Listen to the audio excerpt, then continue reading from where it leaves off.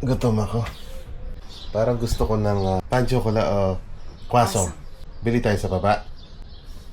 Okay. Paano sabihin good morning sa France?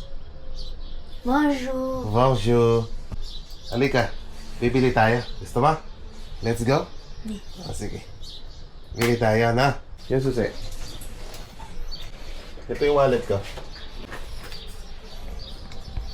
Ikaw mag-ano? Susi mo yan?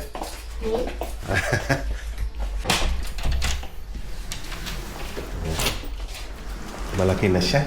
Ilang taon ka na? 11. 11.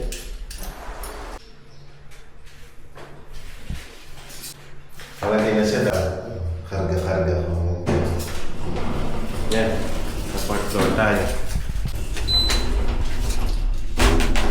Saan tayo bababa? 0. Zero.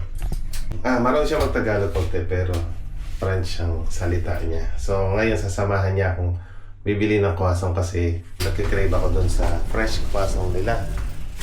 So, kasya ba? Magkano lang yan? Magkano lang yung croissant? 10 euro? Saan tayo sa Lidl? Eh? Malayo. Saan tayo pupunta? Sa tindahan, di ba dito may bread? Wala, sige. Puntaan na lang natin. Wala naman tayong choice. Dito tayo sa magazine dati doon. Yung tindahan? Mm-hmm. Saan yung tindahan? Doon. Malayo. Ano yung malapit? Lidl. Saan yung Lidl? Doon. Yung isang tindahan. Doon. Anong gusto mo? Ikaw, yung malapit. Lidl? O tara, Lidl na lang tayo. Napakaganda ng morning dito sa France. Talagang makikita mo yung sinag ng araw, hindi yung nakakainis. Yung Lidl, yung grocery store dito malapit. So pupuntahan natin. So meron akong dito, 10 euro. Tsaka wala na akong mga cards, pina-close from Saudi. So tingnan natin kung aabot itong 10 euro pambili ng tinapay. I-crave ako eh. Gusto ko mag-breakfast. Yun na yung Lidl. Malapit lang pala. Eh di yan. Ang maganda sa lugar nila, malapit yung bilihan. Ingat muna tayo. Tara. Paano ba ito? Hindi lang na. Ayan.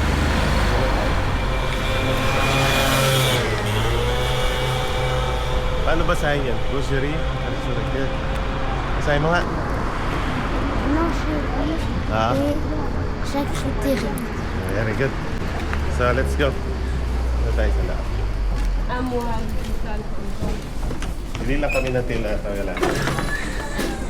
Let's go today.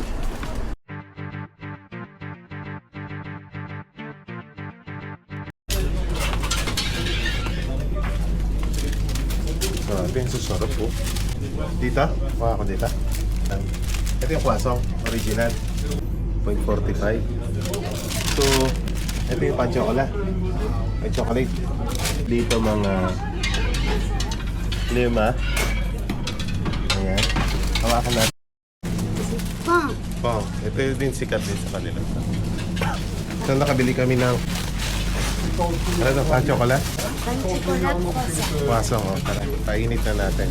Ito muna bibilin natin. Ha? Dagdagan natin. Sakto na yun. Sakto na yun. Let's go. Dali. 5. Tiglilim. Nakasanto kami. 5. Nakasanto kami kasi summer na dito. Napakainit.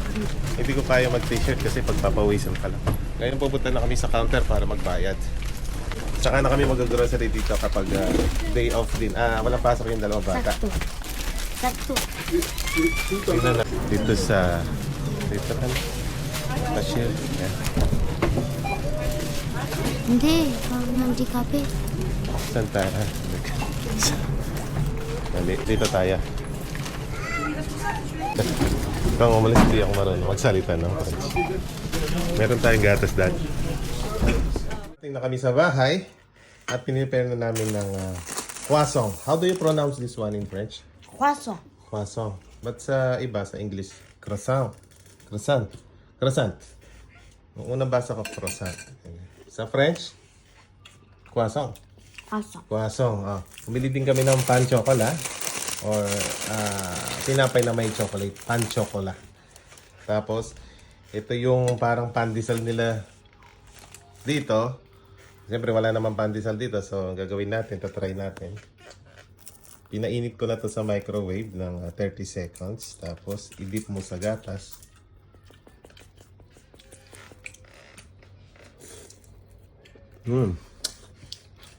Malinamnam, masarap.